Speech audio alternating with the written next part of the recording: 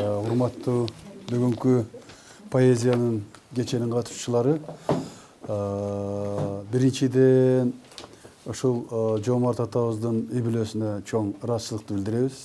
Себеби биз буга чейин билбеген көп нерселерди чын жүрөгүңүздөн жанагындай оругуштап агып жатканы бизди дагы сезимибизди козгоду.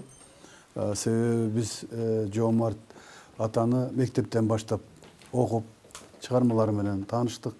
Экинчиден, керегедеги биздин иштеп аткан балдар кыздарга чоң ыраазычылыгыбызды билдиребиз. Бул бир жаңы саамалык, жаңы кадам, жаңы багыт деп айтсак болот. Эми мен Жоомарт Бөкөнбаев жөнүндө тарыхчы Илимпоз катары тарыхый өңүттөн айтайын деген оюм бар. Шеңгүл Садыков абдан жакшы айтып кетти. Мына биздин бүгүн кыргыз тарыхчыларынын астында дагы чоң маселелер турат. Мисалы, Жоомарт Бөкөнбаевди акын, драматург, публицист ден сырткары Жоомарт Бөкөнбаев эң биринчи алгачкы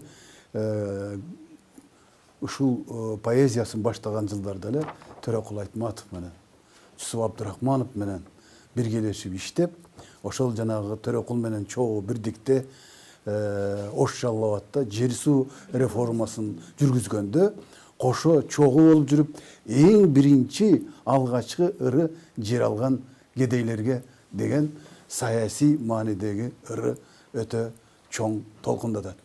Кийинчерээк коллективдештирүү мезгилиндеги жазган эмгектери тарыхтагы коллективдештирүү маселесине, андан кийин Ула Ата мекендик согушка арнаган чыгармалары, муну дагы тарыхый жактан карап, тарыхый баа берүү. Философия жекелер отурат, алар балким философиялык жактан карар. Бирок мен жантан бери ойлонуп, азыр бир келечекте аспиранттарыбызга ушундай темаларды иликтөөгө бергенге ниетибизди буралы деген ойдобуз да. Анан эң чоң багыты бул арман, бул кыргыз элинин арманы. Жеке эле Жоомарт Бөкөнбаевдин арманы эмес, мен ушундай деп түшүнөм. Бүт кыргыз элинин арманы ошол Манастын уулу Семетейдин коюлбай калганы, ошол Манасты бүгүнкү күнгө чейин изилдешип, аракет кылып жатышат. Көптөгөн сценаристтерин жазып жатышат, бирок дагы эле эмесине жете элек жеңишине. Ошон үчүн бүгүнкү поэзияга кечесине мен чоң ийгилик каалайм. Тарыхчы окумуштуу катары айтып атасыз, жанагы 2 жылдан кийин дагы бир 120 жылдыгын белгилейбиз деген үй бүлөсүнүн жакшы ою, жакшы тилеги бар экен. Ошого мен салым кылып, тарыхчы катары ошол балким конференция өткөрөбүзбү сиздер менен. Ошол жер суу реформасындагы Жоомарт Бөкөнбаевдин чыгармачылыгы деген бир илимий макаланы даярдап берелик. Неме дейт? Туулган жерди көргөндө дегендер экен. Ушул аска бешик эле өмүрдүн, ушул дайра даласы эле көңүлдүн. Берки кайың, берки бутак карагай, эстен кетпес белгиси эле кегимдин. Ой, мына жетимчиликтин турмушун көргөн кишинин кеги ошо да, жанагы бутак сутак, отун терип көрбөгөн кордукту көргөндө ысык суунда жетимдикчи. Ошол биринчи куплет ушуну айтып атпайбы? Анан биз көп учурда баягы аска тоону тиги дайраларды биз демибиз, мындай немебиз деп аткан менен, мында кайра көңүл бурсаңыздар, мындай өрнөктүү текстти, мындай сөздү жаратып атканда, ар бир сөздүн түбүндө уктап жараткан текст экен, ушунусу көрүнүп турат да. Мисалы мындай: ушул аска бешик эле өмүрдүн, ушул дайра даласы эле көңүлдүн. Эки сабы кандай, Анан анда кайра көкүлөтүп атпайбы мындай: берки кайың, берки бутак карагай, эстен кетпес белгиси эле кегимдин. Туура. Туура. Жөн урубайбы болчу? Вот интересно. Да. Мына бул кишинин поэзиясындагы биз бала кезде баарыбыз жашмак ойноп калдык го. Ой, мен бияктан да жылкылдап чыга калганчы, поэтикалык саптары ушун жашынып жатат да, мына чыгыныгы көркөм поэзиянын, көркөм чыгарманын катылып жаткан сырычы. Тереңдиги. Андан ары кетет, ойноп күлбөй балалыкты кечирген, ойноп күлбөр зор зар кайгыда жетилген. Балаң келди, аманбы жер, баш көтөр. Балаң келди, кечөгүнкү жетимчен. Бүтөлөкмүн. Амансыңбы эркелетер сараскан, мұң айтышып мен жетимге жарашкан. Ой атай. Амансыңбы эркелетер сараскан, мұң айтышып мен жетимге жарашкан. Жетим бала бакыш арманты мұң айтышып бакыш аска менен сырдашкан да. Мына балаң келди, ырда катуу үйүңгө сал, кулак салып жер дүйнөнү карашсын дейт. Сен эмнеге томсоросуң капчыгай? Вая таңгырым, сен эмнеге томсоросуң капчыгай? Эске салып бир терең сыр айтчудай. Бир кезекте кучагыңда ыйладым, көздөн жашым тогронду тамчыдай. Эми мына ыйлабайын күлөйүн, эркин турмуш, эркин өмүр сүрөйүн. Эске салып мұңайбачы капчыгай, эстен чыккан шум замандын үрөйүн. Это классика. Мага атайын тандап берип койгон сарыжа баардык эле ушунда. Мен үчүн бул кишинин поэзиясы бүгүн ачылыш болду да. Таң бердим. Саламатсыздарбы? Барыңыздар, саламатсыздарбы? Эми ушул ак үйдү курган, балдарды ушундай билимге, кут билимге сүйрөгөн, ушундай бир сонун эң башында сөздөрдү айткан ушул мектептин башчысы Таалайбеке чоң ыраазыбыз. Баарыбызды ушинтип чогултуп, ушу жерге Ак Сарай аңарга чогултуп, таптаза жерлерди көрдүк. Ылайым эми ушу балдарыңар ушу бүгүн улуу атабыз Жоомарт агайыбыздын арбагы колдоп, таза, чынчыл, бийик, жакшы балдар болуп өссүн. Экинчи, ушу кереге коомдук фонд абдан жакшы иштерин жасап, мурун башка диалог Евразия деген фонд элеңиздер. Анда да кандай жакшынакай темаларды мындай бир кепке салып, элдин аң сезимин мындайча айтканда козгоп, рахмат сиздерге. Сизге да ийгилик. Элмирочка, сизге баарыңыздар ушундай жакшынакай иштер жасап турасыз. Анан ушундай бир сонун кыргыздарыбыздын үлгүлүү үй бүлөсү агайыбыз Кулубек агайыбыз, Ишенгүл эжекебиз, мен сиңдим, бирок эжекем болот, эжекебиз болуп, баарыбыз бирибизге эжеке десебиз кандай жакшы. Мына бүгүн да бир жакшы кырларыңызды көргөзүп, кандай акындыкты өзүңүз окуп, бүгүн мен энемдин мүрзөсүнө дегенди айтайын дегеним жана кичине эметкеним ошоду билгеним үчүн аябай жаттадым эле. Сиздин энеңиз, сиздин атаңыз энесинин мүрзөсүнө барып ушинтип айтып аткан сөздөрүндө мен дагы отуруп жаттап, ыйлап бир сыйра даярдадым эле. Бул акын дүйнөсү, акындын руху, мындайча айтканда элдин руху десек болот. Элдин руху, элдин жаны акында. Акын эмне менен жашайт? Улуу сезим менен. Кудай Таалам берген, жаратылыш берген, асман берген рух менен жашайт. Өзгөчө адамдар. Ушу эл акындарын сыйласа, акындарын сүйсө, акындарын бапештесе, ал өзүң бапештегени болот. Өзүң сыйлаганы, өзүң көтөрмөлөгөнү. Мына ушул акындар дүйнөсүндө мен орусча бүткөм да, орусча классты бүтүп, кече ушу 4 күндөн бери Элмирочка аябай окуп бүт, өзүмө ачылыш болду. Олжобай энем айтпады, ой мен үчүн ачылыш болду. Ой, ачылыш болду. Рахмат сиздерге. Ачылыш. Мына ошонун ырларды айтып берейин, анан аягында дагы мындай да толкундар арасында. Толкунум, толкур убагым. Толкундан ырlar сурадым. Толгоосун тартып толкундун. Толготуп мен да турамын. Елестетиңиздерчи. Айвазовский. Поэзиядагы Айвазовский. Эмне гана көзүбүзгө, көз элесибизге келбейт. Толкунум, толку ардайым. Толкунду дошу угайын. Толкундап сенин доошуңа толгонун күүлөр табайын. Жомарт агайыбыз жаратылыштан күч алат. Табигаттан күч алат.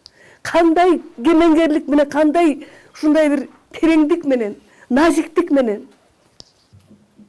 карайт жаратылышты. Шаңшыгын бүркүт. Карагылачы. Шаңшыгын бүркүт, шаңшыгын шарапат сайран күнүмдө. Ааламдын көркү көрүнөт, аскадан чыккан үнүңдө.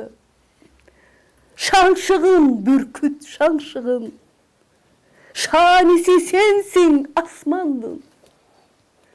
Кайкысаң, көктө эрисең, кайраты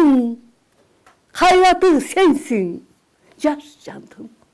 Бул эми ушунчалык символикалуу, ушундай бир бийиктик, ушундай бир тетиги бүркүт бул деген бир аалам. Кайсы бир күч жаратылышка да таалам берген. Мына ушуга кайрылып, бул киши маек түзүп атат. Маек эмес, мен бул билбейм, бул молитва десек болот. A prayer. Молитва. Туура айттыңыз. Кимдин Лермонтовдун кандай сонун ыры бар. Мына ошолордун добуштары. Не осуждай меня, велик, и не карай меня, молю, за то, что мрак земли могильный с ее страстями я люблю. И дагы мына ушундай кайрыктар. Анан кечирип коюңуздар, үчүнчүсүн унутуп калган турбайбы кары. Башынан булут кетпеген, чокудан кабар бер бүркүт. Карайын, көңүлүм кубансын, караанын көрсөт, кел бүркүт. Кийинкисин карагылачы, кийинкисин караңыздарчы, кандай сонун сөздөр. Каным ташкын. Азо, жаа бербеген. Каным үмүт, көккө колду сермеген. Каным кайрат, көздөгөнүн ала алат. Каным чынчыл, калп карага көмбөгөн. Каным адил, ага буга берилбейт. Каным шыктуу, эмгек кылат, эринбейт. Каным тапчыл, өз табымды сүйөмүн. Каным таза, маңгиликке чирибейт. Каным баатыр, эмгекчи үчүн төгүлөт. Каным жарык, теңдик жерге себилет. Менин каным заводдогу жумушчу, мен да кылам колун кысып жумушту. Караңыздарчы. Булар универсалдуулук. Ар бир адамда жаткан, катылып жаткан, түбүндө жаткан, ошол нерсени ойготуп атпайбы акын? Ар бирөөдө, ар бир инсанда. Ошон үчүн эртең мененки кепте сүйлөбөдүк, сиз жакшы сүйлөдүңүз, Разак. Эртең мененки сүйлөшүп аткандагы сынагай сиздер. Ушул бир адам, ар бир адамда ушул нерсе жатат, ойгонот анан. Мына бул акын баарыбызды ойготуп атат. Азыр ойгонуу керек, туура айтасыз. Тазалануу керек. Мына ушундай нерселерди көп айтса, телевидение, балдар кичинен угуп, деп эмелерден кетип кичине могу интернет, телеигры, всякое эмеден, телефондордон. Ушул чоң таазим этем мен. Бир ушул ырларды, себеби баарын, кандай баарын окуп чыксам дагы эмне деген күч алабыз. Ошон үчүн мен айтайын, азыр Йоган, Вольган, Гётенин сөздөрү бар. Нактак ушул акындардын, акын дүйнөсүнүн күчүн көргөзгөн. Чем трогает сердца восторженный поэт, дейт Буш. Какая сила в нем стихиями владеет. Не та гармония, что в сердце он лелеет, которую, творя, объемлет он весь свет. Да? Что? Кто стережет Олимп? Кто друг и связь богам? Мощь человечества, живущая в поэте. Мына акыныбызда бүт адамзаттын күчү турат. Мына ошол адамзаттын күчү менен ар бир адамзат ойгонолук. Рахмат сиздерге. Таазим айтам. Урматтуу достор, мен кыскартып эле бир сүйлөм менен рахмат айтайын. Бүгүнкү уюштуруучуларга терең ыраазыбыз. Жоомарт жөнүндө. Жоомарттын адабияттагы портретин дагы бир акын түзүп койгон да. Казалың баасы тоодон чоң, кайра окуп кайра ойлонсом, жазыпсың аны тутанып, жалынга денең толгон соң, ысымың жоомарт болбостон, жүрөгүң жоомарт болгон соң. Мен ушуларга мектептеги кезимде таасирлендим эле. Ушундан бери 40 жыл өттү, 50 жыл өттү. Ушу көкүрөгүмдө турат да. Анан бир макаладан окуп калгам, өзү манас деген сөздүн өзү хент тилинде жоомарт дегенди түшүндүрөт экен да. Жоомарт деген сөз. Анан мен ошондо ойлочумун, бул жоомарт манасты тартам деп бекер барган эмес болуш керек. Анткени бул Үмүт эже айтпады азыр. Буларда бүт элдин, адамзаттын ою бар деп. Буга да кошор элем мен. Буларда, мындай адамдарда пайгамбардын касиети бар. Балким Кудай кечирсин, Кудайга берилген туюмдун дагы айрым элементи бар да. Анан ошон үчүн бул ысымды дагы тагдыр берет. Ысымды дагы Кудай буйруйт. Ошондуктан бул ошол учурда манас өйдө болуп, баргандай талкууларга түшүп турган учурда, ушу согуш мезгилинде манасты фильм кылам дегендин өзү эмне деген керемет. Андан кийин бул жоомарттын башкалардан айырмаланган өзгөчө касиети бул жаратылыш менен гармониядагы адам да. Кыргыз адабиятында пейзаждык лириканын классиги бул. Бир дагы акын жоомартка жете пейзажды жеткире алган жок. Манаттай асман кызарып, магдырап турат айланам. Чачырайт көк бетиме чамынып аккан дайрадан. Эмне деген көрүнүш. Үргүлөп тоолор баратат, уйкуга батып алсырап. Токтой тур курбум, токтой тур, чолпон да чыгар чачырап. Жаратылыштын кичинекей эле бир кертимин күн кылкылдап батып бараткандагы эле сүрөттү тартып койгон да. Анан дагы айтат, торгойлор тынбай сайрашат, токтогул көзүн тарткандай. Анан таң калыштуу нерсе, биз баарын сөз жаратат, баары сөздөн башталган дейбиз. А бирок улуу классиктерде искусствонун синкретизми болгон да. Бул Шекспирде болгон. Бул синкретизм биздин манаста бар. Бир нече искусствонун жорулушкан гармониясы. Мына бул жерде караңыз, биринчи сүрөттү тартып койду сөз менен. Сүрөт искусствосу менен адабияттын гармониясы да.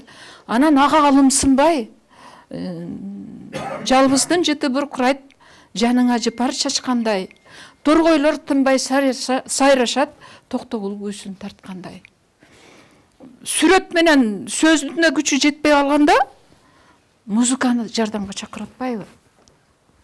Бул өзгөчө көрүнүш да. Жайдын кечи бул кыргыз адабиятындагы кайталангыс пейзаждык лириканын классикалык үлгүсү. Мындай баарын эле окуп жүрөбүз, анан мынчалык ушунчалык таамай тартылган пейзаждык сүрөттү мен учурат элекмин да. Эми окуйбуз го, шыңдап эле күндүр түндүр эле окуйбуз көркөм адабиятты. Өзгөчө болгондо дагы ушул 30 жылдар ушундай поэзиянын жаралышы бул кыргыз адабияты үчүн өзүнчө бир табылга болчу да, эстетикалык табылга. Андан кийин дагы мен таасирленгеним жанкы менин ырым кимдер үчүн ырдалат, толкуп жүрөк кимдер үчүн ыргалат деген саптар менин биринчи жазган эмемде окуу куралымда бар ушул. Андан кийин жанкы драмалар, мен кандидаттык диссертациямда бар. Анан бул кишинин дагы бир эмеси ушунчалык ишенимдүү, анан турмушту реалдуу чагылдыруу жагынан дагы башкалардан айырмаланат. Жанкы Алтын кыздын документалдык негизи бар тарыхый. Эмеге Печуршага келатып Жалал-Абадка, ошо жолдо басмачылар өлтүрүп келген бирөөнү табат Жапар деген. Анын чөнтөгүнөн кат чыгат.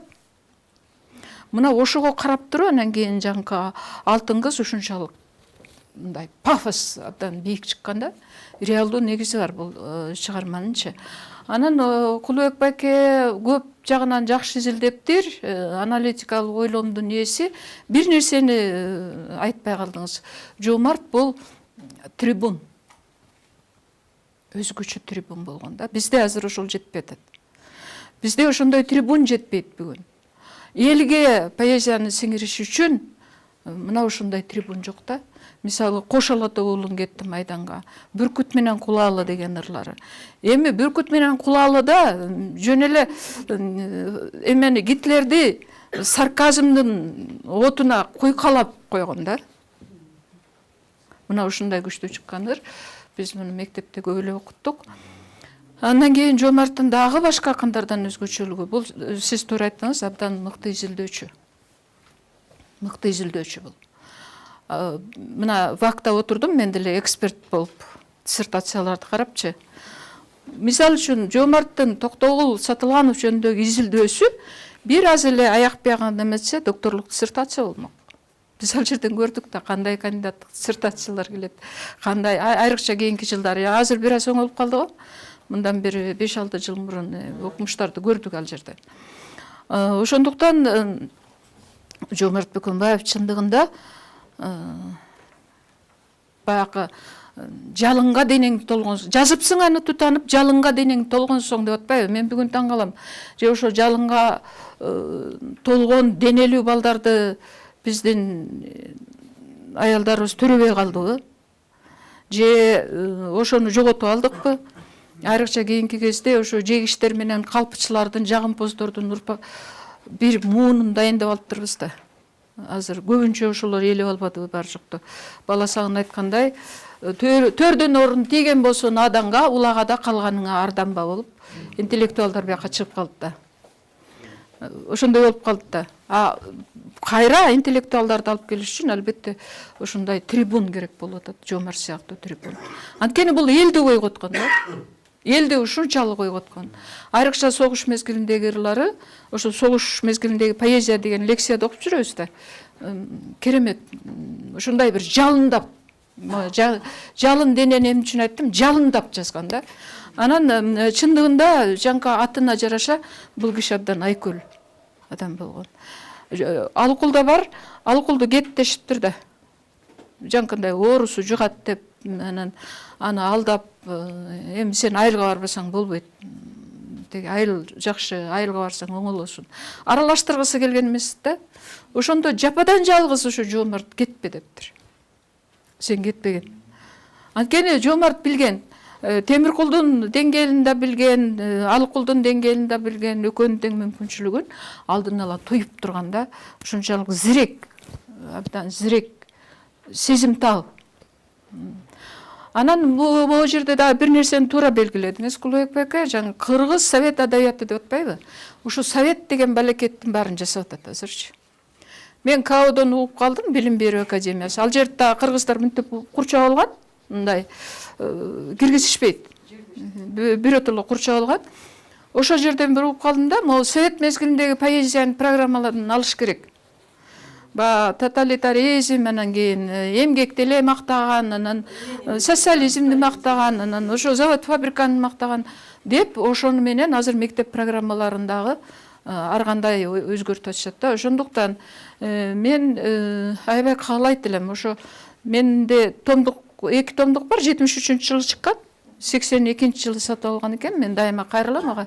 Мына ушуларды Жоомарт Бөкөнбаев бүгүнкү күндүн көзү менен деп туруп тандалмаларын чыгарыш керек деп ойлойм да. Ошондой эмеге келип атам. Анан эми бирок Жоомартты баалагандар абдан көп. Жаңкы жылдын узак түнү деген сонун чыгарма чыкпадыбы? Самсак Астаналиевден. Анан Токтогулдагы эмесине да барам мен, жаңы музейге. Бирок ошол жерге дагы көп учурда барганда киши жок да.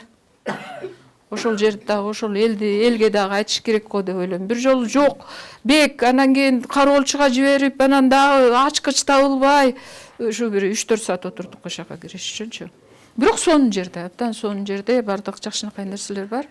Эгер мына жакындап келатыптыр дагы бир тегерек дата, ошондуктан ушундай нерселерди колго алсак, коомчулук абдан эле сонун болот деп ойлойм. Чындыгында Жоомарт Бөкөнбаев кыргыз адабиятынын классиги.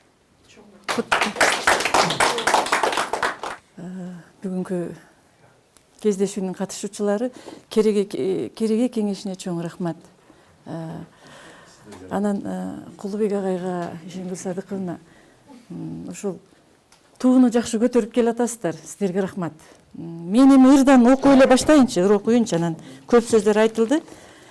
Ала тоонун аскасынан ашалык дейт да. Эми бул азыркы күн үчүн дагы актуалдуу экен да. Бүгүнкү күнгө дагы, бүгүнкү жаштарга дагы ушу Жоомарт Бөкөнбаевдин кандай керектигин, ушунун ырларынын актуалдуулугун аябай көрсөтүп турат. Ырас курбум, акын болдуң жашыңдан, ырас курбум, акындыгың ашынган, бирок курбум, ал талантың уялчаак, ала тоонун аскасына жашынган. Көп ырдадың, көк шиберди мактадың, чалкыган көл, чар тарабың каттадык, мезгил өтүп өнөр бойго жетсе да, калың кештин капкактарын ачпадык. Жер дүйнөгө атактары жайылган, ай жылдыздай миң миллион тайынган, Байрон, Пушкин, Лермонтовдон эмнен кем, бирок курбум чыга албадың айылдан, кана курбум, калам тулпар биз минип жар салалы Европага шам кармап. Ушу менин өзүмө деле ушунун тиешеси бар. Мына баарыбызга эле да. Бизде баягы Советтер Союзунун система кыйрагандан кийин баягы улуттук кайра жаралуу деп биз көп артыбызга бир чети кайра жаралдык, бирок артка кайтуу деле болду да биздечи. Бул жерде абдан жакшы. Эми бул акындын туруш турпаты мекенчил экен. Туруш турпачы бул эл үчүн эле жаралган киши экен да. Анан экинчи жагы, мен бүгүн сиздерге кошулуп мен да бир өзүмө бир убадан алгым келип атат. Бул түштүктүн карата сөздөр айтылып атат. Жакшы сөздөрүн колдонот экен да. Мына шааниси деген сөз, анан маңгилик дебеди. Маңгилик түбөлүктүүлүк деген сөз да. Түбөлүктүүлүк деген сөз. Шааниси деген ошонун жарашыгы деген сөз. Мен ушул баягы биздин адабий сөздөр түзүлүп атканда ушу түштүктөн көп тилчилер, адабиятчы, окумуштуулар аз болгон окшойт да, же жок болгонбу, катышпай калган да ошол процесске.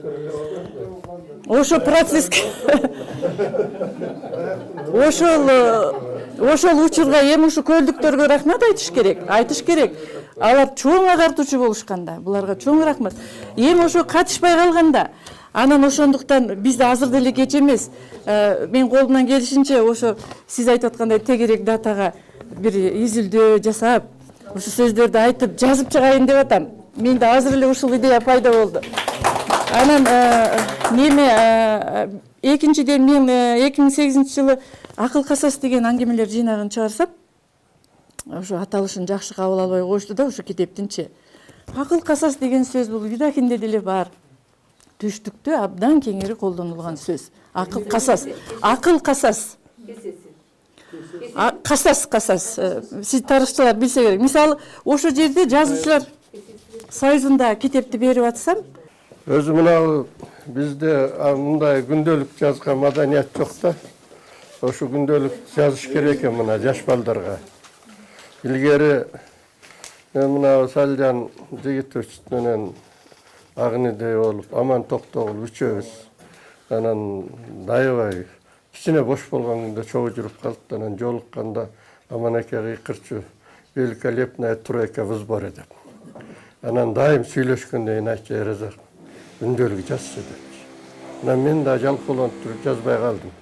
Бирок мына Жокеме байланыштуу достор да Жокедечи мен ушу эки киши менен аябай жакшы мамиледе болдум да.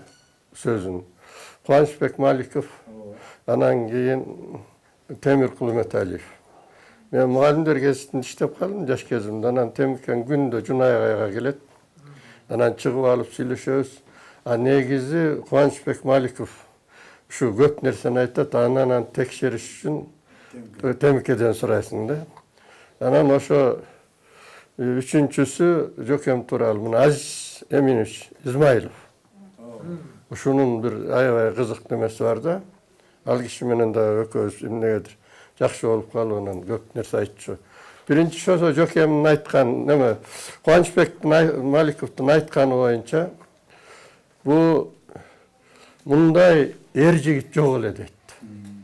Биздин баарыбызды баласындай эле айдап алчу дейт. Ушу баарыбыздын турмушубузда баарыбыз жашпыз дейт. Паланчаны алган атыптыр десе, атайын отурайын аны алдырбаш керек, ал жаман катын болот деп. Ушуга чейин кийлигишчү дейт. Болбойт деп. Кээ бирөөнүн айтпай эле коеюн деп. Кээ бирөөнүн ушу бул төрөбөйт. Сенин тукумуң калбайт деп үйүнөн аялдарын канча жолу кубалап чыгып, анан такыр болбой калганда ыйлаган күндөрү болгон дейт. Бул кийин кыргыздын классиги болот. Байкуштан тукум калбай калат. Жана катынын аягы канабайт деп. Олия болчу дейт. Анан дагы мына жаңыча жашоону кишиче өзү таң кыласың. Ошо угуп алып таң калчумун мен. Адам жаңыча жашоо мына светский неме деп атпайсыз. Ушул өзү айылдан жетим жүрүп келип, учу жаңыша бүт совет идеологиясын баягы социализм теориясында кандай болсо, ошондой жашоону жашагысы келген киши экен да. Мисалы айта берем, Мамасалы Абдыкаримов аялын сабап коюптур десе, барып текшерип келебиз дептир. Баарыбызды ээрчитип алды дейт. Барсак аялынын беттери көгөрүп калыптыр дейт. Анан айтты дейт, экинчи тие турган болсоң, эски феодалисттик жоруктардын жасайт деп туруп өзүм каматам дейт. Аялын айтты дейт, экинчи кол көтөрө турган болсо, мага келесиң. Мына ушундай киши болчу дейт. Анан ошо бир жолу дейт, жазуучуларга үй берет экен деп калды дейт. Жомарттын айынан баарыбыз квартирада жашап калбадыкпы дейт. Жомарттан корккондор дейт. Анан үй берет экен деп анан баарыбызга жер берди дейт. Анан жерди алып отурганбыз дейт. Анан Жомарт Москвада болчу дейт. Москвадан келип калды дейт. Анан баарыбызды чогултту дейт. Томаяктар, жетимдер дейт. Кече тишиң менен Жомарт укпаган Ал Токонбаев, Антүгөл Байсыдыкбек туберкулез менен ооруган үчүн ошол экөө үй салып эми заңгырап жашап атпайбы? А биз болсо квартирада калдык дейт. Жомарттын тилин угабыз деп. Анан ушу көп нерсесин айтчу. Мындай эр жигит жок эле депчи. Эрдиги эми мындай эр жигит жок эле деп. Анан ошо дагы бир немеси айткан эсимде калыптыр. Мына Москвага согуш немесинде барып, эми ал кино тартат деген жөн эле берген жок да. Өзү Москвага барып, жок, немеге, СКга барып, мына согуш болуп атат. Бул жерде мынтип кеттир. Ушу согуш болуп атканда Манасты тарттырып калалы деп. барып туруп ушу мына согуш болуп атат. Ушу патриоттук темада кино керек.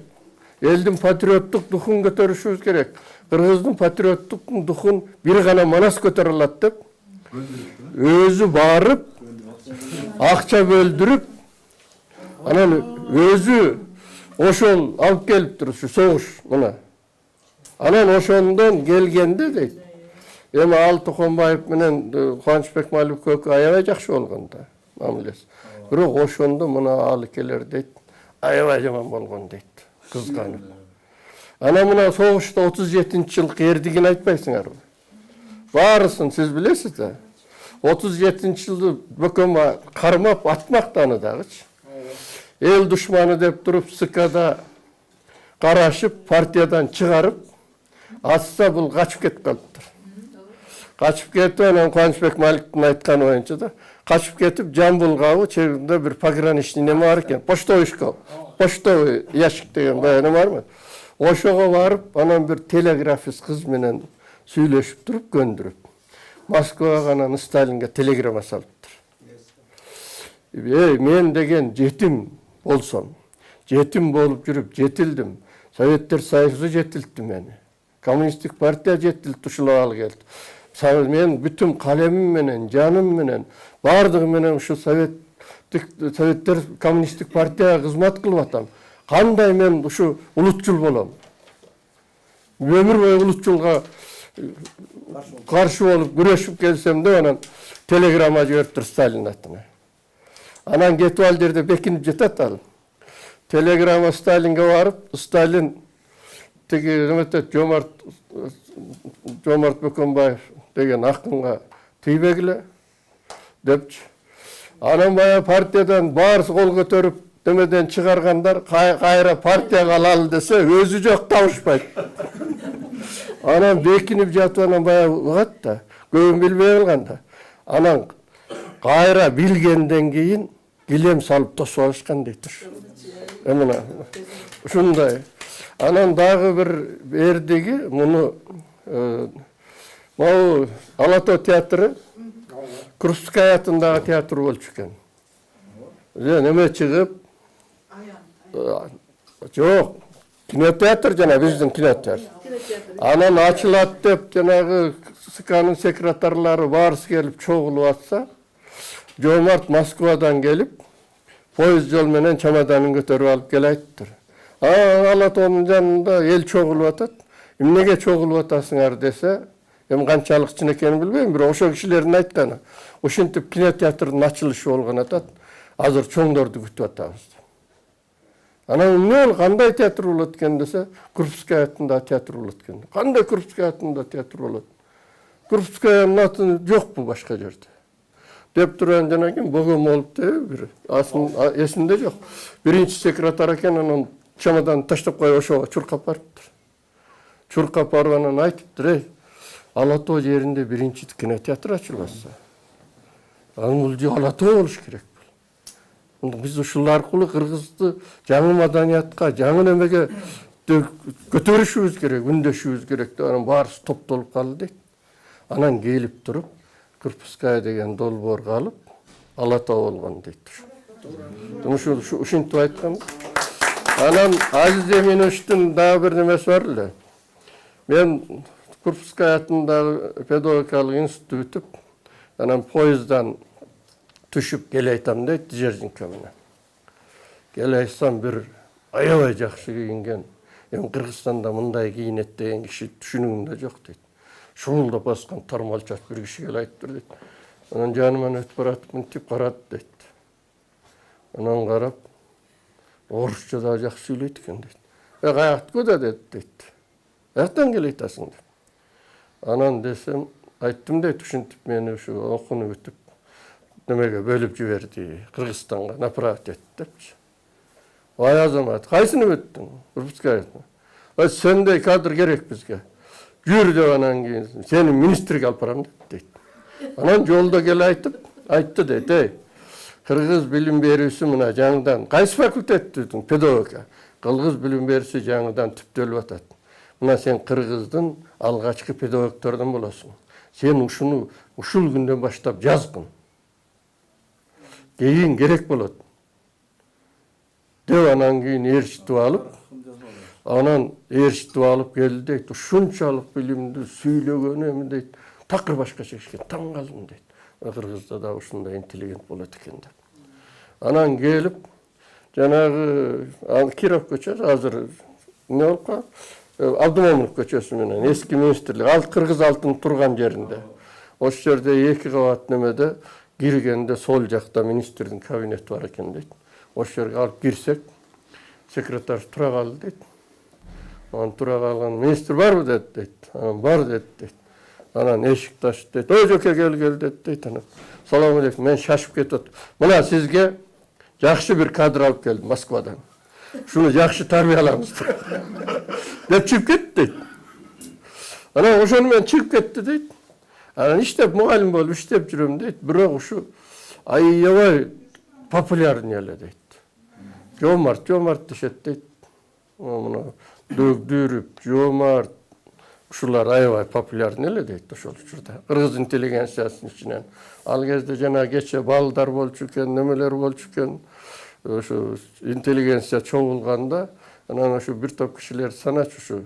Бирок ушу анан Жомарттын аты аябай неме болчу дейт.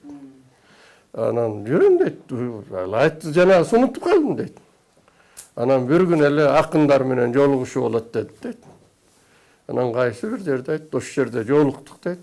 Анан бир маалда эле баягы мени неметкен киши баштап жүрөт дейт акындарды. Мени ээрчитип келген киши. Аларды ээрчитип жүрөт. Баштап жүргөндөн келип ачылышын жасады дейт, акындар менен жолугушун. Анан бул ким десем, Жомарт Бөкөнбаев дейт. Ушу Жомарт мени ушинтсе. Анан кой деп турган, ошондон кийин педагог болоюн деп ушинтип аракет кылдым. Деп анан ушундай нерселерди айтып эле, мына ким эми анын көбүн айтып аткан убакыт жок. Мына Кубанычбек Маликов эми укмуш нерселерди айтып эле бул киши жөнүндөчү. Анан көзү ачык болчу дейт мунун. Көзү ачыктыгын кийин Темиркеден да сурадым. Темиркул аскерге кетип, анан жакшы кызмат кылып согушта 30-га келди дейт. Анда 30-га келген учур жок дейт. Согуштан 30-га келди дейт. Анан аябай катуу баатырдык көрсөтүптүр дейт. Анан тосуп алдык дейт. Эми Жомарт менен Темирке ал экөө бир туугандай эле дейт. Анан өзү тамашалашты дейт жодар. Бул койбагып жүргөн жеринен алып келип эле акын кылып койдум депчи. Чынын бар экен деп. Анан кийин Темирке келди дейт. Анан кете турган болгондо дейт, анан жазуучулардын баары узатып бардык дейт. Анан поезд неметип атат дейт. Анан ошондо коштошкондо анан Жомарт кучактап туруп, кошпол жетимим дейт. Экөөбүз эми көрүшпөйбүз дейт.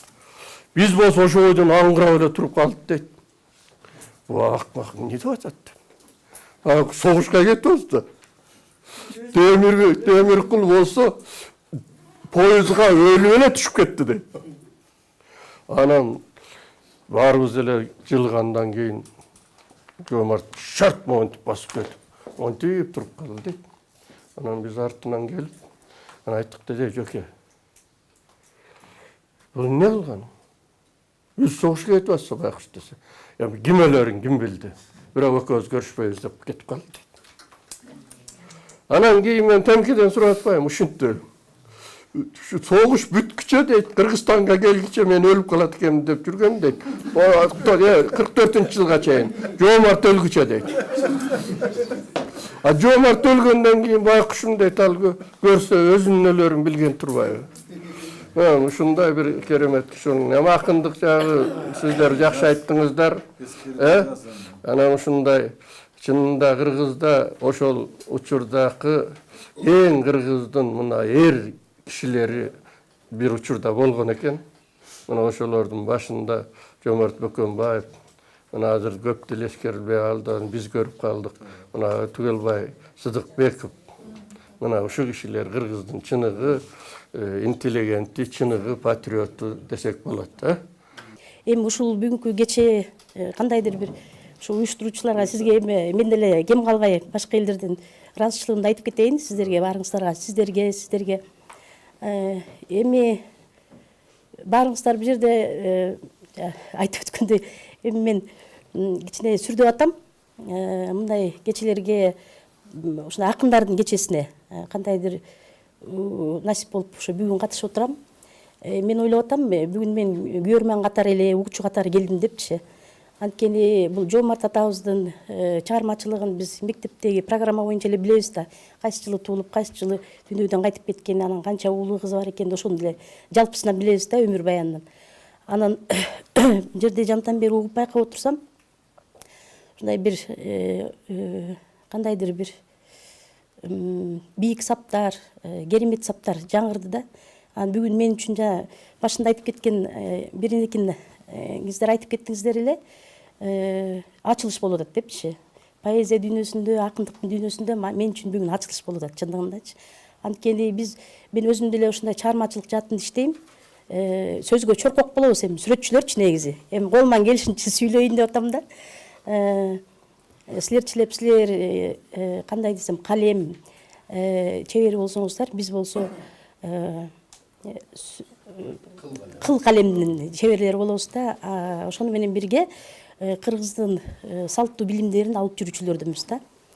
Анан эми ошондо деле баягы сөзгө чоркок келип атпайбызбы? Ийне менен жаратабыз дегендей, кыл калем менен жаратабыз. Эми мага азыр ушу кышкы тоо деген ырсаптары келип калыптыр. Кыскача ошондо сиздерге окуп берейин да, анан мүмкүн улантып кетебиз. Кышкы тоо дейт. Бул да эми жаратылышка байланыштуу экен да, эми тоонун баягы карга бөлөнүп, мөңгүгө бөлөнүп жаткандагы мезгили белгилеген окшойт да. Эми аны силер мен азыр окуп берсем өзүңүздөр түшүнөсүздөр да. Тең тайлашкан асманга, боорундагы аска таштарда, кайгы менен муңайып, капталган муздак ак карга, булагы тоңуп муз болуп, туйлабайт эргип оштонуп, үнсүз сөзсүз мостоюп, үргүлөйт тоом томсоруп дейт. Эми сиздерде окуй албайт экенмин, эми колуман келишинче окуп берип атам. Эмоцияга бериле албайм. Жайнаган гүлдү сагынып, ак кардан чапан жамынып, каарына алып кайран кыш, зыркырайт борон чамынып. Санжыргасы сайдагы, бетеге көлкүп жайдагы, кеткенин анын билгилейт кубарган кыштын аймагы. Капчыгайлуу тере коо, каңгылдап ырдайт аска зоо, кармалып кыштын торуна, капалуу көрксүз кышкы тоо дейт. Бул эми жаратылышка байланыштуу болуп турат. Анан эми байдан бери жакшынакай сөздөр айтылып кетти. Мындай өзүм терең ойлонуп отуруп жантан бери биз кыл калемдин чебери болгондон кийин, ийненин чебери болгондон кийин мен ойлоп атам, жана бир иш чаралар болот экен. Токтогулда музейи бар дейт, Жоомарт атабыздын. Ошол музейге өзүмдүн атыман бир иш ыйгарып кетейин деп ошо. Мендиге бир арман болуп атат да. Моунда эртеден бери не деген сөз, не деген кеп, не деген рух дүйнө жөнүндө кеп турабыз. Анан кийин уккандарыбыз кайра эле баягылар элебиз. Мындай чоң аудитория, чоң бир угарман чөйрөсү түзсөк окшойт деп атам да. Кийинкилериндечи мүмкүн кайсы бир мектепке барса ошол мектептин бир угармандары болуш керек. Же болбосо бул эмнеге жазылып атат, бир жакты көзөй берилеби? Жок, телевидение радио биздин немеден дагы, соцсеттен дагы, баягы Facebook немелерибизден, YouTube'дан да коебуз, сайтка коебуз. Мен бир коомго бир нерсе сунуш кылгам да. Азыр бизде монда радикалдашкан бир замандар болбоду. Же крайний биягына кетип, же биягына кетипчи. Жанагы өзгөчө ислам радикалдашкан тобу бар, туурабы? Дүйнөнү, жашоону ошол тарабынан гана түшүнгөндөр бар. Көрсө, ал түшүнүп ошол жолго кетип аткандар күнөөлүү эмес экен, көрсө, маалымат бергендер күнөөлүү болот баягы. Эгерде коомго, жаштарга кайсы маалыматты берсе, ошону кабыл алып, ошондой жашагысы келет экен да. Бизде күнөө ошол жакта деп ойлойм да. Биз коомго маалымат берген жок. Ошол Жоомарт, ошол Алыкул, ошол Алы, ошол Түгөлбайлар берген маалыматты азыркы маалыматтар бере албай атабыз да. Анан биз жана жаштарыбыз башка жакта көздөй кетип атат депчи. Мен дин иштери боюнча комиссияга, муфтиятка дагы бир айттым да. Эгерде Куранда могу нерсе болуп атса, могу жакшы нерселер айтылып атса, маселе айтылып атса, бала сагында мындай экен деп айтат экен. Куранда бул болсо өмүр жөнүндө айтып атса, токтогул өмүр жөнүндө минтип айткан экен. Эгерде суу жөнүндө Куранда минтип айтса, жети сууна жегин жок минтип айткан экен деп параллель айтса болбойбу депчи. Бир эме кылып сунуш кылгам. Давайте, мисалы үчүн, биз да бул маселе болуп атат да, биз коом үчүн айтылыш керек деп ойлойм да. Анан кийин Жоомарттын айткан калтырган мурасы коом үчүн бизге керек болуп аткан көрүп турбайбызбы? Ошон үчүн мен мындан кийинки эмеде ушу бир жөнөкөй айтылган сөздөр бошко кетип калбас үчүн биз пайдалуу иш кылыш үчүн бул жердеги маалымат элге тийсин, жаштарга тийсин деген ниетке айткым келип атат. Бул өзүмдүн сунушум. Мен Жоомарт Бөкөнбаев дегенде биз мектепте мен окуганда Чептен эрдин Күчүбек деген поэмасын окуткан. Ошо менин таасирлерим башка жок ушулчу. Анткени программада кирип кайра мээңе кое берип Чептен эрдин Күчүбек менен бүткөнбүз. Андан кийин кайрылсаң ар бир акындын жаңы эмеси ачылат турбайбы? Бүгүн дагы ачылып атат. Өзү акындык поэзия дегенде кыргыз поэзиясы 1917 жыл анан кийин ушул эмеге Жоомарт менен Алыкулга чейин бир чоң этап келет да. Андан кийин башка доор башталат. Кыргыз адабиятында, кыргыз поэзиясындачы Жоомарт ошол кыргыз поэзиясын жаңы тепкичке көтөргөн. Профессионалдык чоң адабият дейбиз, дүйнөлүк деңгээлдеги адабият дейт. Ага чейин мисалы үчүн кыргыз эл поэзиясында фольклорго элдик өзү чыгармачылык керек Манастын эмесинде мотивиндеги поэзия болуп келген байкоого болот да. Бул Жоомарт келгенден башка деңгээлге көтөрүлгөнү мына биз өзүбүз чыгармаларынан көрүп атабыз, окуп атабыз. Ошондуктан Жоомартты мына Олжобай дагы өзү эми таң калып атабыз, баарыбыз жаңы поэзия экенин, бүгүнкү күнүн поэзиясы экенин, өлбөс поэзия экенин. Мен ошого кошулам. Жоомарт окушубуз керек, үйрөнүшүбүз керек, урматташыбыз керек, жайылтышыбыз керек. Мага жазгытоо деген туура келген. Бул жерде өйүсү жок жазылып калыптыр. Мен китептен окуй берейин. Жашыл раң ыргалган, жарашыктуу сырдалган, желпинип башын теңселткен жел досу гүлгө чырмалган. Алдастап агып булагы, сөлөкөтү чыңдалган, алдагы тоонун ынагы арчадан күкүк ырдалган. Сермелип көркү келишкен, жел соксо тосуп өбүшкөн дейт.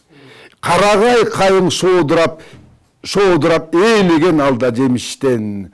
Оргуп булак көбүргөн, баштарын нурга чөмүшкөн, жазгы тоо сулуу элирген, асман менен челишкен деп. Не деген пейзаж, не деген сүрөттөмө.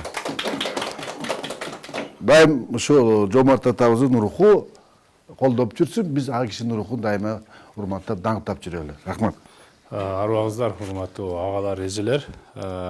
Бул жерде мен көпчүлүгүңүздөрдү эле тааныйм, себеби астыңыздарда окуп да калдым, тарбияңыздарды да көрүп калдым. Мугалимдерибиз биринчи мен баарыңыздарга алкыштап айтам. Бүгүн уюштуруучуларга дагы алкыш айтамын мен. Себеби дегенде мен үчүн бүгүн такыр эле мындай бир жаңы дүйнө болуп отурат да. Акыркы 12 жылда ойлоп көрсөм мен коомдук илимдер менен алек болдум, өзгөчө. Анын ичинен дагы математикалык анализ, баягы тарых, статистика деген эмпирикалар менен көп жүрдүм. Анан кийин карасам көбүнчө эле баш менен ойлонгон иштерди кылып жүрүпмүн да көбүнчө. Жүрөк менен ойлонгон иштерден аябай эле алыс калыпмын, артта калыпмын. Анан кийин бүгүн карасам бул поэзия дүйнөсү бүгүн негизинен карасам мындай бир романтикалык, мындай жүрөгү менен ойлонгон, сезими менен, интуициясы менен кадам жасаган, рационалдуу эмес мындай эмоция менен чыгарылган нерселер көбүнчө байкалат экен да. Анан кийин өзүм бул чөйрөдөн алыс болгон үчүн мен мындай менден оозуман логикалык эле сүйлөмдөр чыкпаса, бирок чынын айтайын, мындай жүрөк толкута турган бир эмоцияларды мен бере албашым мүмкүн.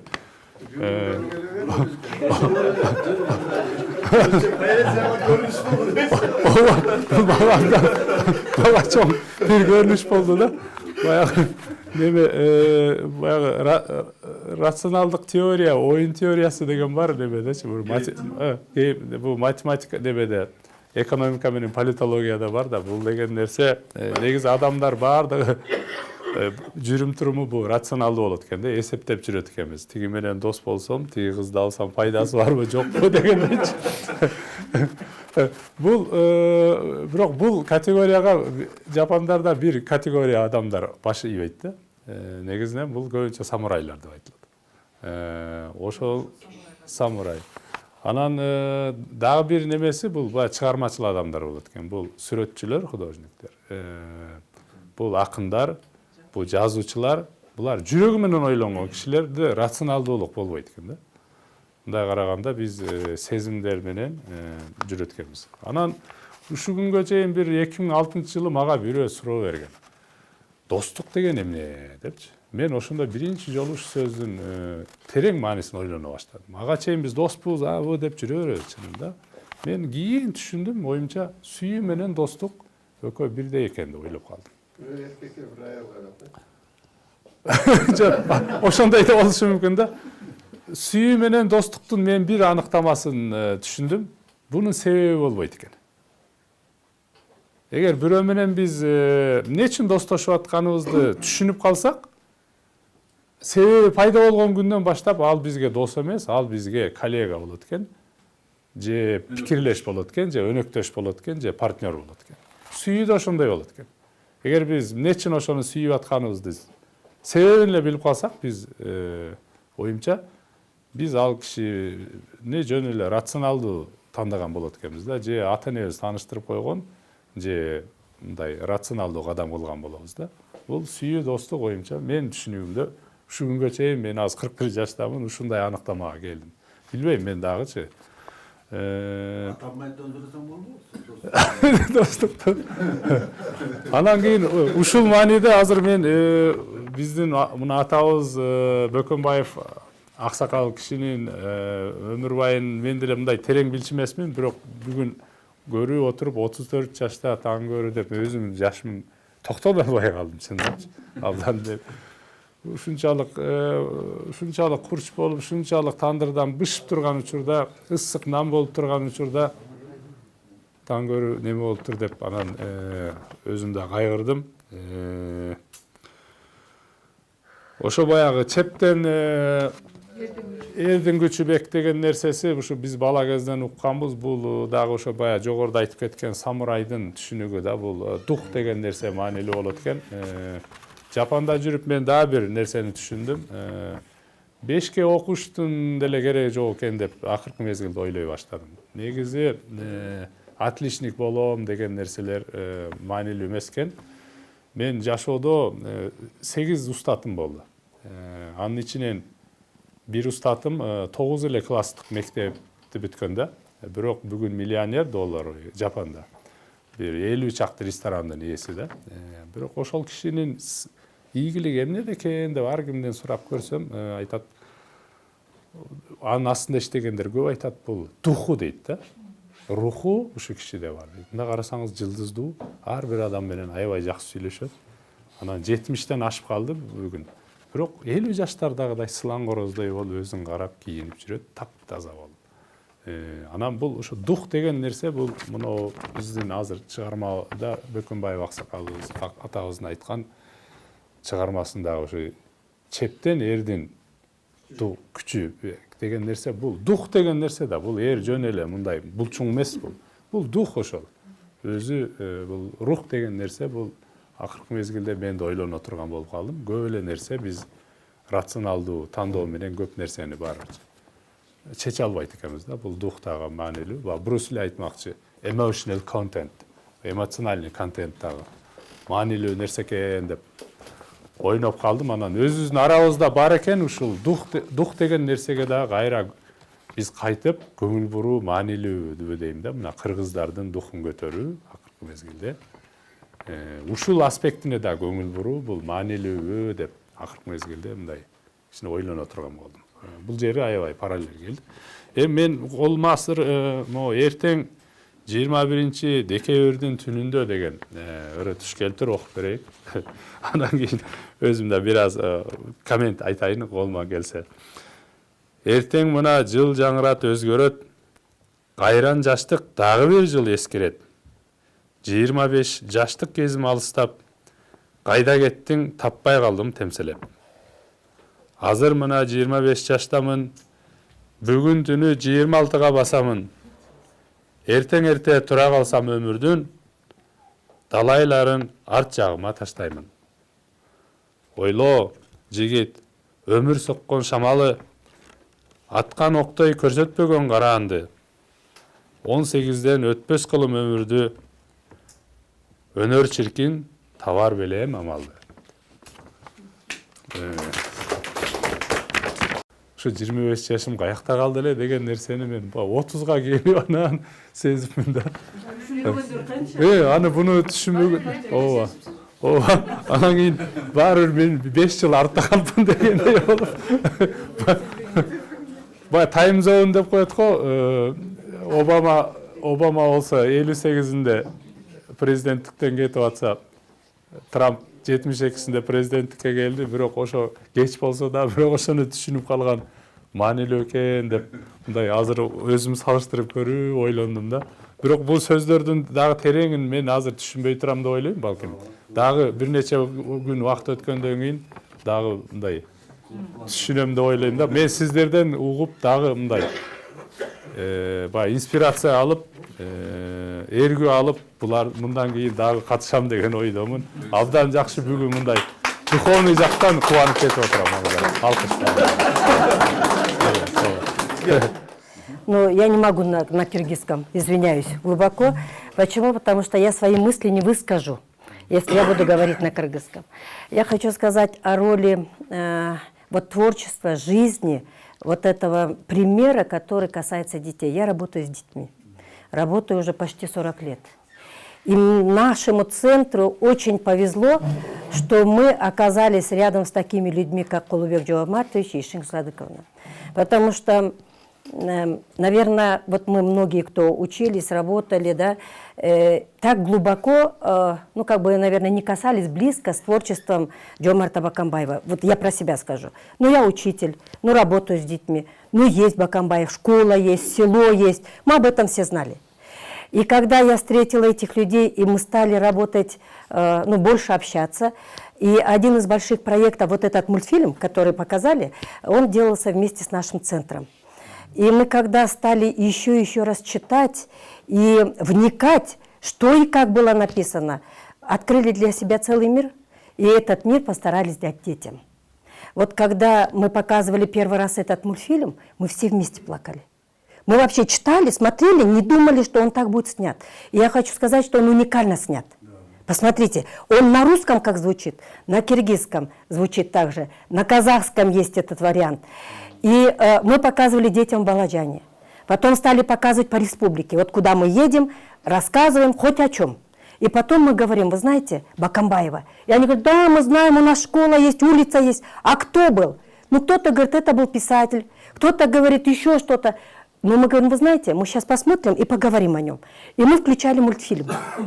И дети вставали из зала, говорили, он был такой патриот, он был гражданин нашей страны. И вот это впечатление до сих пор передается. И мы немного пошли дальше, вот вместе с Шингис Садыковной, Кулубек Джомартовичем, проводя международный фестиваль, он уже идет 10 лет, приезжает от 5 до 7 стран детей, руководителей, ученых, приезжает летом на Иссык-Куль, и мы там обязательно проводим один вечер, который посвящен Джомарту Бакамбаеву. И мы говорим о его жизни, да, и, конечно, для нас большая честь. Мы говорим, это не просто легенда, а вот у этой легенды есть сын, который вместе с нами рядом. И мы выводим на сцену Кулубека Джомартовича, и, конечно, и зала, и дети, и руководители, они не ожидают. И, вы знаете, мы сталкиваемся с тем, что сегодня дети, даже часть учителей, не знают, что есть живой сын, которые рядом с нами. И для них это такое впечатление, и мы знаем, что они потом себя окружают, несут свои открытки, блокноты, берут автографы, потому что они понимают, и вот потом к нам подходят, мы проводим анкетирование, что больше всего запомнилось вот в течение этих 7 дней. И они говорят, встреча на вечере Жомарта Бакамбаева. То есть мы считаем, что это очень большой вклад в то, что дети, которые практически, наверное, сегодня не читают, да, вот честно, мало кто читает. Но когда мы говорим об этом, когда Кулыбек Жомартович сам выступает, читает стихи, когда Ишунгуль Садыковна читает стихи, мы показываем фильм, мультфильм, мы считаем, что даже эти 300, 500 детей, вот 1000 детей в Кыргызстане, они узнают и как бы проникаются этим патриотизмом, этой любовью к своей родине, к своей матери, к своему родному месту, где он родился, как мы сейчас говорим, как он это описывает. И это, наверное, очень большое дело, которое мы должны делать вместе с вами. Вот не только учитель, да, там, или тот, кто вот с детьми, а каждый, кто встречается с детьми, каждый, кто может попасть. И вот сейчас правильно говорили, что, наверное, надо вот эту аудиторию расширять. Она должна быть шире. И, может быть, это действительно были бы вот эти клубные чтения, даже телевизионной программой, когда бы читали, и дети могли слышать, и дети могли понимать, и могли знать, что вот современник, который рядом с нами, и человек, которого надо изучать. Спасибо большое. Биз жаш коногубуз дагы бар. Азыр арада бир тыныгуу иретинде как раз Балажандын немеси болгондочу, Балажандын немеси барып жүргөн окуучуларынан кичинекей Атай арабызда, анан Алтай арабызда Жомарт атабыздын ырынан кыскача окуп берет бул жигитибиз азыр. Ошол бул келечектин Жомарты. Окуй бер.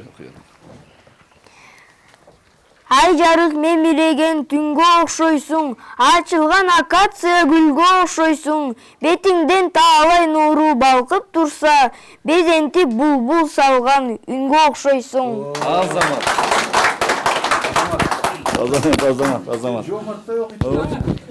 Шаарда өсүп, орусча окуп жүрүп, кыргызчаларды окуй алганы азыр алкыш, өзүнчө чоң. Арабызда агаларыбыз бар дагы. Байке, сиз дагы бир-эки сөз. Эми мына бүгүн ушу творческий баягы вечер мындайга мен чын айтканда биринчи жолу катышып атам да. Жолдошума рахмат, бекер үйдө жаткыча жүрүп мени берем барып кел, ушундай встреча болот.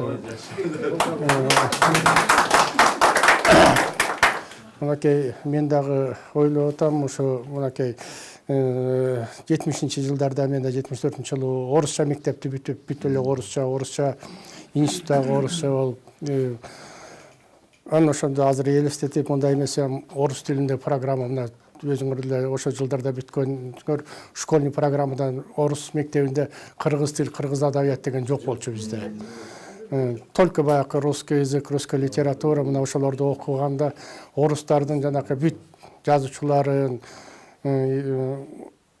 баарын билебиз. Ана кыргызча келгенде эле мынакей анча эле жанакы Алы Токонбаевдыкын билчимин, что ушундай жазуучу, то есть акым бар экен, Жомарт Бакамбаев деп баягы окубасам дагы билчимин, и Мар Ташиевди билчимин. Мына калган жазуучу поэт эмнелерден алардан ошо алыс билчемезим да, действительно.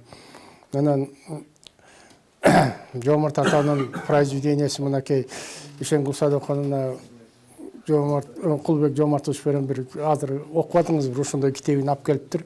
Анан ошону окудум. Алымкул Осмоновдун китебин окудум, кыргызча. Өмүр бою баягы орусча окуп туруп, орусча мысли баары орусча болгондо дагы баягы кыргызчаны окуйбайт экенсиң. Баягы биринчи класстагыдай послагам окугандай болуп калат экен да. Анан бир окуганда түшүнбөйт экенсиң чынында. Бул китепти кайра перечитывать этип туруп эле анан маанисин ошондо түшүнбөсөң эметилбейт экен да. Анан мынакей мен бул совет доорунда, совет сиз туура айттыңыз, совет эмнеси доорунда кыргыздарга көп. Азыр деле айтам мен. что эгерде советский власть болбосо кыргыздарда грамотность жок болуп, мынакей биз же Афганистанда же эмнедегидей билимсиз элдер совет дорунда почти 100% грамотность болчу эле бүт эме эткен. Азыркы убакытта мынакей кайра артка кетип баратабыз деп. Анан мынакей мен деле ошо институттум, институткөндө дагы современный советский литература деп койчу. Мына ошо чоң институтта, педагогический институтта жаңгыз эле советский писательдерди баягы союздун республикалар, жаңгыз эле Чыңгыз Айтматовдун бир программасы, ал дагы просто баягы поверхностный эле эметчи. А мындай жазуучу, акындар, алардын баары эч кимси жок болчу да. Азыркы мектептерди эле карасаң, орус мектептеринде жок, программалар башка. Жалаң эле эме өз мамлекет болуп аткандай мен ойлойм, ошо Кыргызстанга кыргыз окуучулар эмнесен алардын сознаниеси азыр куйбаса, уже эметкенде уже бесполезно окулат экен да. И көбүрөөк ошо Кыргызстандан чыккан жазуучуларды, Кыргызстандан чыккан акындардын произведенияларын көбүрөөк кийирип, эмесе. Азыр программаларда окуу программаларында булардын баары аз сокращать. И тем более азыр кайра эле сокращать этип атат, бирок орус тил, орус адабияттарды аларды сааттары калып атат. Наоборот, бул аларды кичине сокращать этип, мынакей мен деле экөөбүз көп спорт этебиз. Вот үйдө отурсак дагы, ал дагы аналар айтат, чет өлкөдө окуп келди. Анан папа дейт, алар бизчилеп бүт обширный, бүт жер жүзүндөгү эмнелерди окубайт экен дейт. Алар только өзлөрүнүн эле, баягы өзлөрүнүн эмнеси, эмнелерин окушат экен, өзлөрүнүн эмнесин сураса, бүт баарын айтып берет дейт. А бизчилеп баягы кругозор жок, башка мамлекеттердин эмнелеринде эле, мына союз убагында силер деле окуп бүткөндө географиядан бүт эмнелерди билчүбүз, столицаларды. Кайсы мамлекеттин кайсы столицасы, кайсы жерде. Азыр болсо жок. Анан чын айтканда ошо мен өзүмдүн ичимдеги оюда ошо кыргыз тили, кыргыз акындарынын, кыргыз жазуучуларынын көп учебный программа. Азыркы балдар туура айтты, окушпайт китепти. Китепти алып окубайсыңарбы десем, биз компьютерден окуйбуз дейт. Я говорю, компьютер берен реальный китепти алып окугандан разницасы чоң говорю.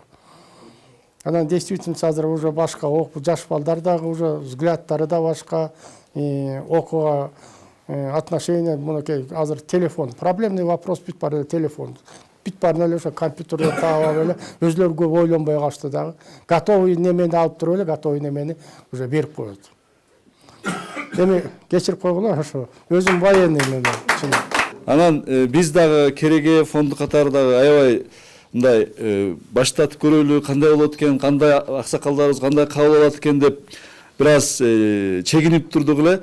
Анан ар бириңерден өзүнчө шедевр, ар бириңерден мазмундуу сөз мурдатан эле чыгарып белгилүү, бирок бул жерде жүрөктөн дагы болгондо баары берилип, анан бүтүн баягы инсайдерский, баягы өзүнчө турмуштагы маалыматтар берилгенде өзгөчө болду, уникалдуу бир жыйналыш болду деп мен сезип атам.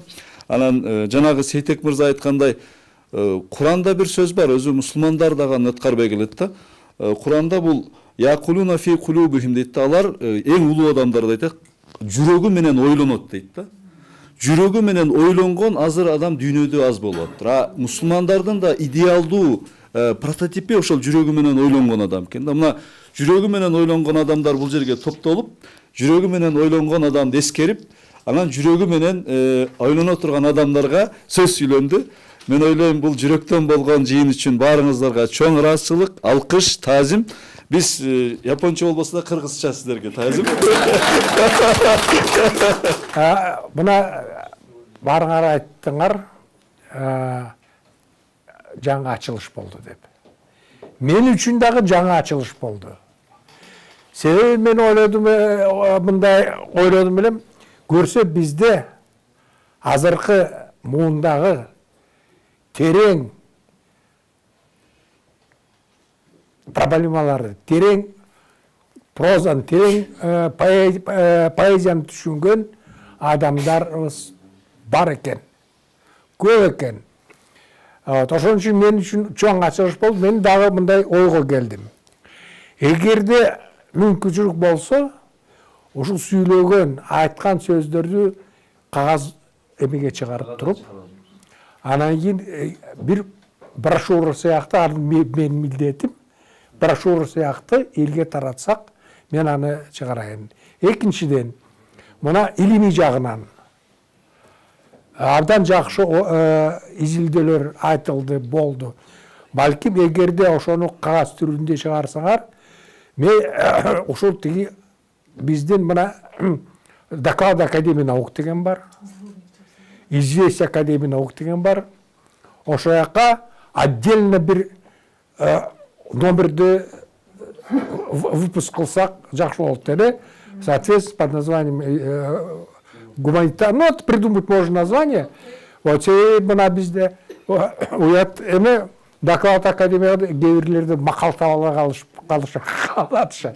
Буна ушул жактан ушул макалаларды мейли не обязательно и научное содержание, и хотя бы вот просто в порядке как бы дискуссия.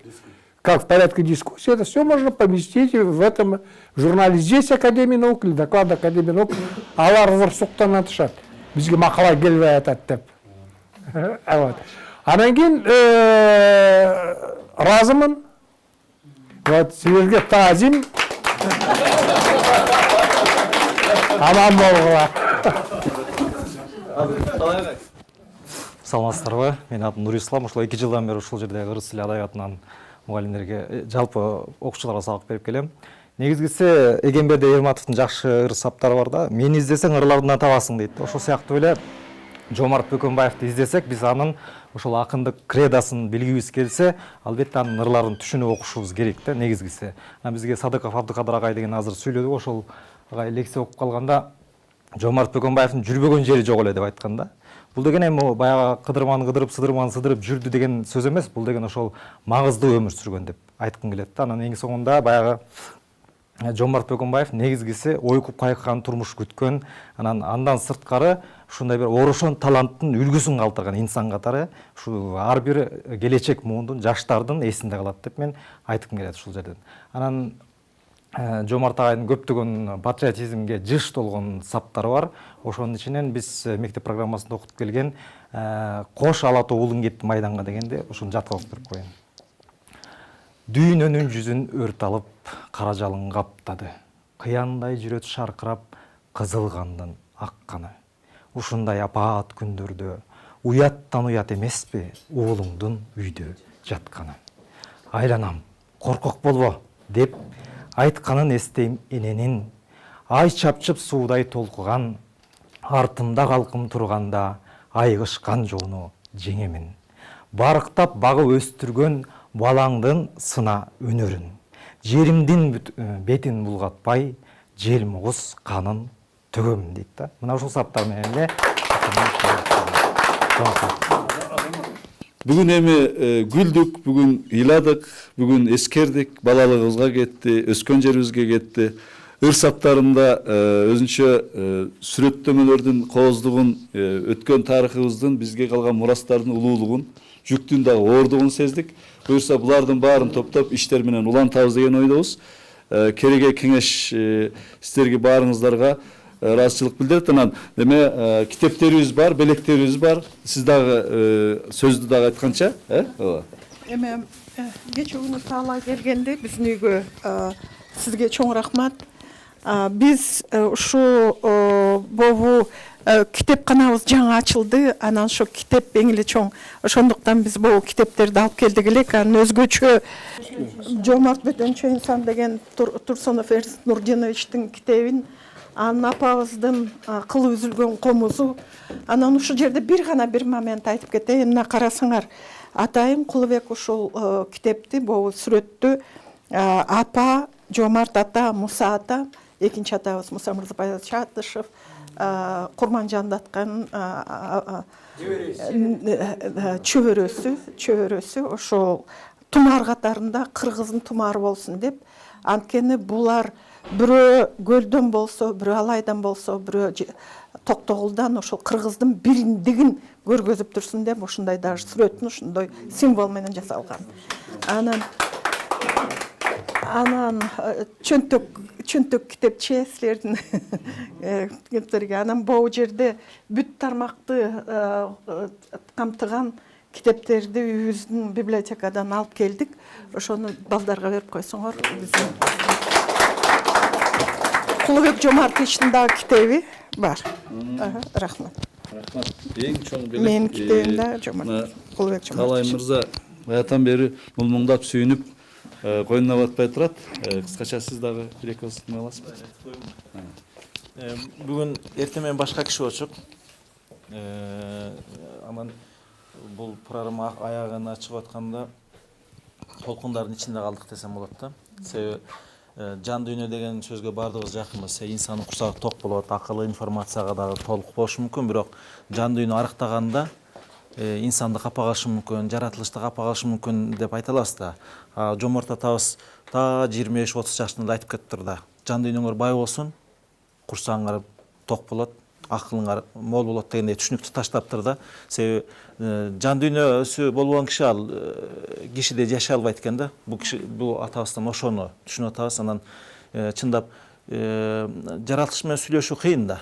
Адам менен сүйлөшө албай атканда жаратылыш менен сүйлөшүү, жаратылышты түшүнүү чындап эле кыйын да. Мен ошого аябай таасирлендим. Буюрса бул Кереге фондунун бул самалыгы, анан агайыбыз менен эжекебиздин иш аракети, сиздердин колдоо менен инсандардын жан дүйнөсүн байытуу үчүн Жомарт атабыздын 34 жылдык өмүрү баа берсек, себеби жан дүйнө байыбаса бала деле атага байланбайт экен. Жан дүйнө байыбаса ата эне деле баласына күйүмдүү боло албайт экен деп мен мугалим катары айткым келет. Буюрса бул иш Кыргызстанды толкундатат дейли. Куш келипсиздер. Баарыңыздар эң жакшы береке тартуусуздар, жана ырлардын белеги катары менен, сизге деле катары менен. Бизде болгон Керегедеги бираз чукуну эмелерибиз символикалык түрдө эми кабыл алып коесуздар мунучу. Кулубек Жомартовичке бердиң, башкаларга Жок, азыр. Бактара.